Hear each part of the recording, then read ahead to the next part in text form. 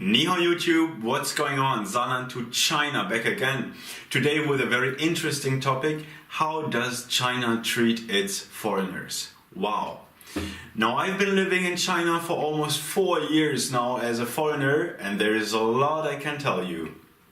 All my German and Chinese speaking friends, have a look at this video here. It's all in Chinese and German. 来自中国的朋友们，快来看一下这个视频。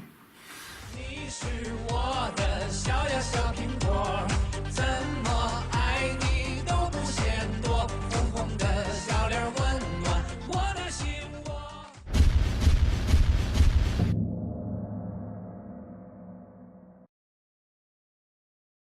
So, let me break it to you. First of all, China is a very warm and welcoming country. Chinese people are very interested in foreigners. They are very curious. As soon as Chinese people see foreigners on the road, they are pointing at you like this. Oh, look, there's a foreigner. Waigoran. They show their kids. Oh, look, baby, there is a foreigner. Talk to him. And the baby will say, hello, hello. And as soon as you say, hello, hello, you do this back, they are super happy. They are really smiling. They want to talk to you. They are very curious in your country, in your culture, where you come from. And as soon as you start talking to them, if you can speak Chinese, they are open. They are very interested in you. Some Chinese people take pictures all the time, even secretly. They want to take pictures together with you, which is kind of upsetting some foreigners because we are not used to that at all. And yeah, some appreciate it, even appreciate it. Some of us, they don't like it. But nevertheless, you are, as a foreigner in China, you are something like a star. So they kind of admire you. You're something special. You're something not normal. And for sure, because China was like this homogeneous country for a long time. Like in all of Asia, there were very, very few foreigners before. And still, this is something like really special and rare. If Chinese people see a foreigner, not in big cities like Shanghai, Beijing, Chengdu, where there is a lot of foreigners, but for example, in cities, smaller cities, maybe on the countryside, you're something really famous as a foreigner. And we can say the less foreigners are in this city or in this region, the more famous and the more special you are, the more people will stare at you and point at you and want to talk to you and to know where you come from. Actually, it is like this.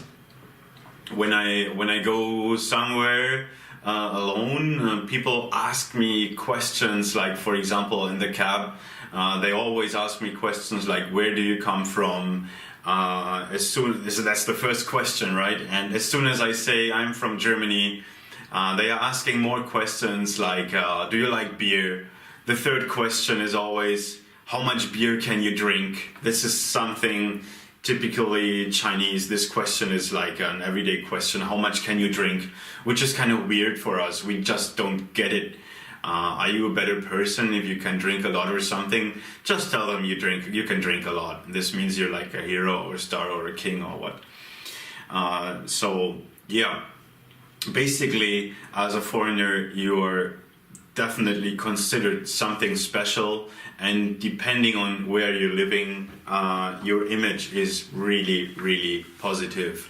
The reason is that China is really currently relying on qualified expats, on qualified workers from a foreign country to improve their own country and to improve their own system. So nowadays, more and more foreigners are coming to China in order to support and in order to help them. This is especially the case for teachers. So there's currently a lot of foreign teachers working in China. So do I. I'm a German teacher here in Harbin. And yeah, I think that's kind of smart. That's a really clever move from China to let foreign teachers teach the language. I mean, this is basically the best way to learn a language, in my opinion, to talk to a native speaker. And I think we should do the same in Germany. We only have German teachers teaching the language at school, and they had to study that at university. So this is a good thing. So it's very clear and simple. China is interested in foreign people, but at the same time, they only want skilled workers that can they can benefit from. Right? That's the naked truth. To break it to you, it's very simple. China only wants foreigners they can benefit from. In this case, China has introduced a new system in order to get the working permit, which classifies and qualifies foreigners in 3 different categories, which is Class A, Class B, and Class C foreigner. Now, what does that mean? This system was introduced in November 2016 and was officially started in April 2017. And by this system, unless you want to enter China in order to work here, you are classified into these 3 categories, A, B, and C. A is very good, B is medium, and C is not good.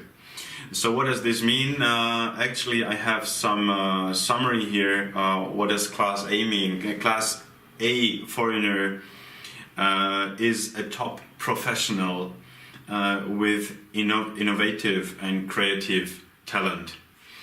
Whatever that means, it means you are very, very beneficial for this country. You are really an expert, and they need you. They really need you in order to work here. And there is this Class B foreigner, which includes other professionals who fit with China's economic development plans and could fill short-term gaps, especially in management, technical areas. And there will be limits in international trade, sports, culture, and education. Whatever that means. This is really general. So usually teachers are Class B foreigners. And then we have the Class C foreigners, which will include unskilled or service industry workers. They should be strictly limited. Whatever that means, strictly limited. I think maybe in this case the control will be rather strict and high, right? So, what should I say about this rating, grading system? There were already a lot of experts doing a video about this subject, and there is almost nothing more to say. It has its pros and its cons, but there is one thing I would like to say. There is foreigners in China that behave like kings, who just do not want to accept the Chinese rules, the Chinese systems, the Chinese culture. Foreigners who always complain about Chinese things, Chinese working system and Chinese culture, who make fun of Chinese people, Chinese culture. My question is, why are those people still here? Why are those people still in China if they are always complaining, not trying to integrate themselves in this country? Well, it's simple, because they just want to make use of this country, right? Enjoy your holidays, meet some nice Chinese ladies maybe, drink some beer with foreign friends. So at this point I can see that China now really wants to separate foreigners they can really benefit from and foreigners who actually do not really fit into this system and who just want to abuse this kind of demand China currently has, and are not very serious in what they are doing here, right? Taking their job too easy, complaining about this all the time, right? So I can see the point here why China did this, because more and more foreigners are coming to China. So now China is pushing the brake and says, okay, we need to kind of sort and divide good from bad, right? There is also some cons, right? This system of classification reminds us in the West of kind of a racist system, right? How can you classify those people? How can you be sure the system is really working, right? And China currently wants to introduce this kind of rating system for Chinese people as well. And the first thing we think about is George Orwell, right? So this is a really interesting controversy. Let me know your opinion in the comments below. Might be a really interesting thing to talk about. Also, there is another point that really justifies the decision of China to classify those foreigners and maybe to make it harder for them to get their visa and to get their working permit. There's currently around 300,000 foreigners legally working in China, but there's around 2 million foreigners working illegally in China, just being here with a tourist visa, doing some illegal business. And it kind of makes sense that China is getting more demanding here than it was before. So if you are interested in this new system concerning the Chinese foreign working permit, check out this video. I will explain to you in detail how this classification into these categories A, B, C work, how you can earn your points as a foreigner, how you're being classified by the government, and how this is actually working. I will explain this to you in detail. And let me know in the comments if you think this system is justified or not. Would be very interesting. Apart from the classification into this new classification into the categories A, B, C, there is a classification among foreigners in the Chinese society. I have to break it to you. Foreigners in China are classified in white foreigners, black foreigners, and Japanese foreigners. Let me start with the Japanese foreigners. Maybe I don't want to generalize it. There's always some exceptions. But generally spoken, I think that Chinese people, they don't really like Japanese. Some of them even hate the Japanese. Which is kind of a racist movement, but it has its origins in the war that during the Second World War that Japan had against China, and Chinese people are talking about the rape and the houses burned and how brutal that was, and I can understand this for sure. But the main argument China has against Japan is that Japan never apologized towards China for the things they did. And here China very often praises Germany for always apologizing for what Adolf Hitler did, for the Holocaust. And we can see, for example, in the in this kind of German-Jewish relation that Germany is still on this kind of apologizing way.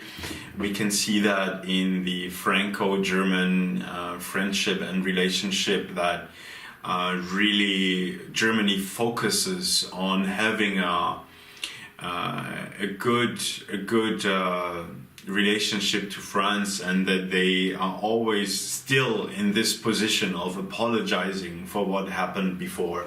And I think China, they would like to see the same kind of behavior from Japan. I think Chinese people are still not over that, and they are still waiting for Japan to apologize for what they did. This is what I've heard here around. Then let's talk about the black people in China. There is a very famous YouTuber. I think he's called Maya or Wadamaya. Very nice videos, very interesting videos. I can highly recommend it. I think I will leave you the link here on top. Have a look at that. And yeah, black people in China. If we compare black foreigners to white foreigners in China, we can clearly say that black foreigners are class B foreigners. They are like second-class foreigners, and they are treated like this. You can clearly see this.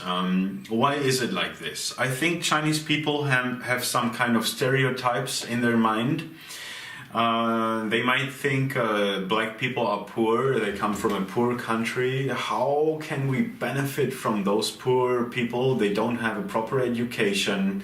Many Chinese think black people are lazy, black people smell. So that's really kind of stereotypes. And I think they even realize that those stereotypes are not reasonable, right? It's a really lame stereotype. There's many qualified black people in China, and I think they are appreciated. They are appreciated for what they are doing here. But still, the white foreigners are kind of superior in China, right? Is this racist? Do you think this is racist? Let me know in the comments. Very interesting. Big controversy. In Germany, this would be clearly racist. Pure racism, right? Now, let me tell you about the stereotypes Chinese people have about white people. Depending on which country you're from, you have certain attributes. You are related to a certain character and to a certain style. For example, if you are from Germany, you are like you are hardworking, you are successful, you are a businessman, you have a Mercedes-Benz, you have a big car, you are very tidy, you're organized, you're well planned, stuff like this, right? They give you these attributes, and they have this kind of stereotypes. If you are from France, you're like super modern, you're very fancy, you have fancy clothes, fancy dresses, you are cosmopolitan. Paris is this cosmopolitan city. You're very open-minded. France is the country of liberty, and Faguo is the land of law, and you have Paris is the city of love. You are very romantic if you are from France. The Chinese ladies, they want a French boyfriend because they are so romantic and stuff like this. So there is this kind of stereotypes, right? And the Chinese ideal of beauty, when is someone beautiful in China, is simple. The whiter your skin, the bigger your eyes, and the taller your size, the more beautiful you are. It's as simple like that. You always want what you don't have, right? Big eyes. The Chinese don't have big eyes. They consider big eyes as beautiful. Well, these things of when you think someone is beautiful or not, we've seen this in the history. It's completely stupid, and it's like really random. Like in the history, fat people were like this ideal of beauty because they were considered being rich and having all the stuff. Today in Germany, thin people are considered being beautiful. Brown skin in Germany is considered being beautiful. Having white skin in China means you don't have to work on the field. Only poor people have brown skin, which is a symbol for poverty and a bad lifestyle and hard work and stuff. So this is really kind of interesting how in society itself this classification between the foreigners takes place. So as a white foreigner, you're definitely an A foreigner in Chinese society. Then we have another tendency going here, which what I realized is that some Chinese people tend to say that foreigners that come to China only come here because they had big problems or they were underachievers in their own country, and they only come to China to find ladies and to have fun here. And I can understand why you say this. I have to admit there are foreigners in China that are really horrible and who exactly fit into this category. I have to tell this, but that's not true for everyone, right? And you have to make this clear, Chinese people, right? You have to make this clear. There is bad racist movements going on in China right now, and I hope it is only the minority of Chinese people thinking like this, right? There was a campaign in Beijing. They put big posters everywhere warning Chinese ladies not to date with foreigners because foreigners are spies, right? There is this famous YouTuber Serpensa. He was always criticized being a spy or whatsoever. That's complete nonsense, right? So this is a weird movement going on there, and I think this is not the right approach, right? We can talk about this categorizing system in ABC, right? This has its pros and cons, but this racist movement in China, which is kind of rising, I think it makes China look really bad. You hurt yourself with this movement. Especially there was this video from this guy called Fat Shady. Was it Fat Shady? Let's have a look at this. 瓜老外，抛开瓜老外，抛开瓜老，抛开瓜老外。有的是真的爱功夫，有的是在自己国家打混不下去，要到哪儿去？听说了中国人比较好客，自己的国家都算个球，来中国了就被当回事。过来瓜皮，过来瓜皮，老子教你写中国字，教你写啥子？教你写瓜皮，然后再送给你。教你写啥子？教你写瓜皮，然后再送给你。哎，你他妈只能瓜起，哎。在你的脸上扒起，哎，瓜老外快去找翻译，老子骂的是你们，老子名字叫谢帝。人都有遗传基因，哦，所以要非常当心，哦，就问下你祖母。So this is a really weird video, right?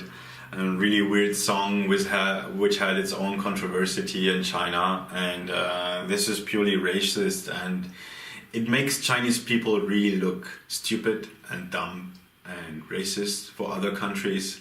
So let me know what you think about this video.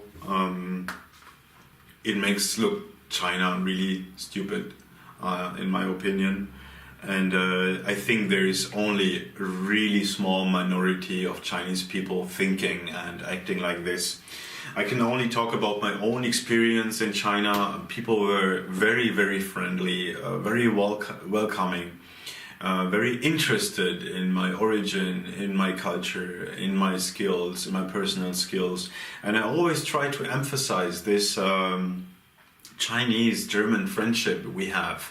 I always try to compare those different cultures between China and Germany. And in the future, I want to make more videos about our Chinese-German friendship, on the comparison and also the misunderstandings of the different cultures, as I think this is so interesting. Now, I hope you like the video, guys. If you like the video, give me a thumbs up as usual. And I think this is a very controversial subject I was talking about today, very interesting. Please let me know your thoughts. Put it in the comments. What do you think? Chinese, German, French, English, everything is okay. Write whatever you want. I can read everything. Thanks for watching. See you next time. Bye bye. 你是我的小呀小苹果。怎么